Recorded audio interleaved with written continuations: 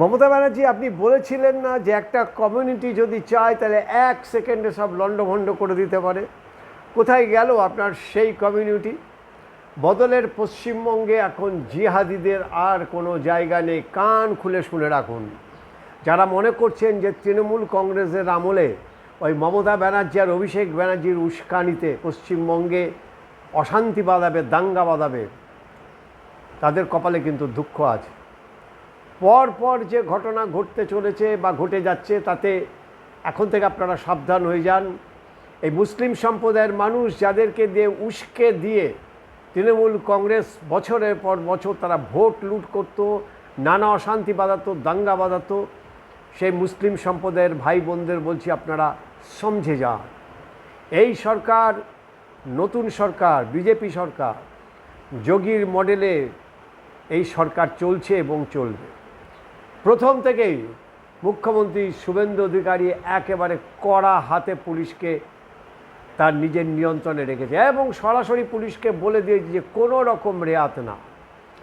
আসানসোলে পুলিশ ফাঁড়ি ভাঙচুরের ঘটনা এখনও পর্যন্ত 26 জনকে গ্রেপ্তার করেছে এবং মুখ্যমন্ত্রী নির্দেশ দিয়েছেন যে যারা যারা ভেঙেছে, যা ক্ষতি হয়েছে সরকারি সম্পত্তির সমস্ত টাকা তাদের কাছ থেকে আদায় করা হবে।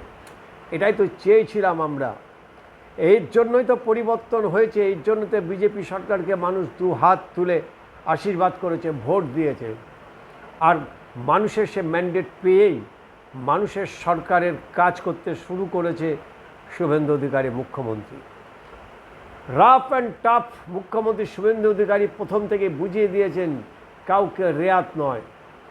ভোট যেরকম পেয়েছে, ভোটে আশীর্বাদ যেরকম পেয়েছে, সেরকম তার প্রতিশ্রুতি অনুযায়ী কাজ করবে। আজকে সকাল থেকে কলকাতাতে রণক্ষেত্র লাগাতার চলছে কয়েকদিন ধরে।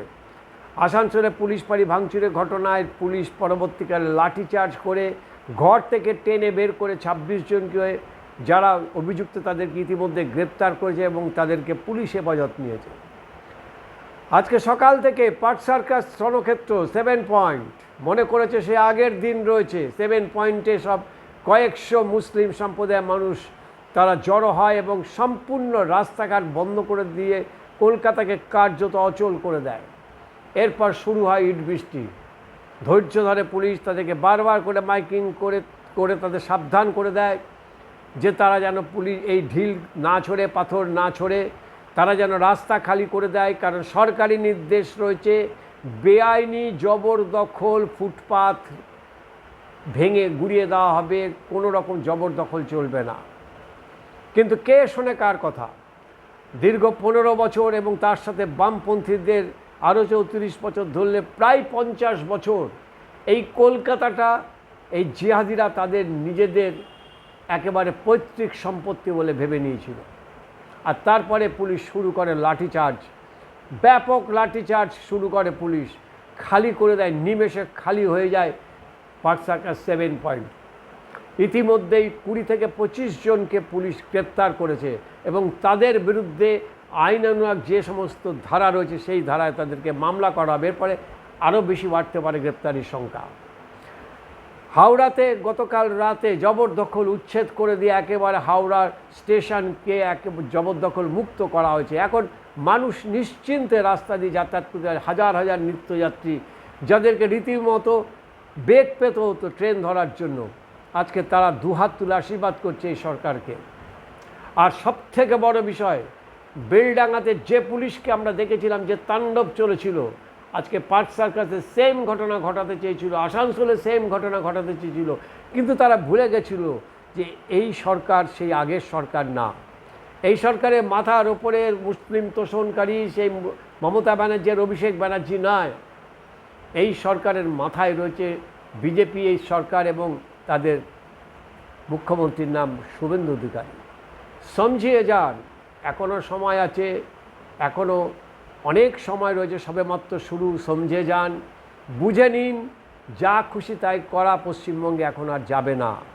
পশ্চিমবঙ্গ কারো পৈতৃক সম্পত্তি নয়। এখানে থাকতে গেলে রাষ্ট্রীয় আইন মানতে হবে, রাষ্ট্রবাদী হতে হবে। রাষ্ট্র বিরোধিতা করলেই তার জন্য সংবিধান স্বীকৃত যা যা আইন আছে, যা যা পদক্ষেপ আছে, যা যা ধারা আছে, তার পূর্ণ লাগু করবে এই সরকার। ফলে এই শুরুতেই যে একটা নমুনা, যে উদাহরণ পশ্চিমবঙ্গ সরকার তুলে ধরেছিল, পশ্চিমবঙ্গে মানুষ চেয়েছিল, দীর্ঘ 50 বছর ধরে মানুষ চেয়েছিল যে এইভাবে কঠোর হাতে পুলিশ যেন পুলিশের কাজটা করে।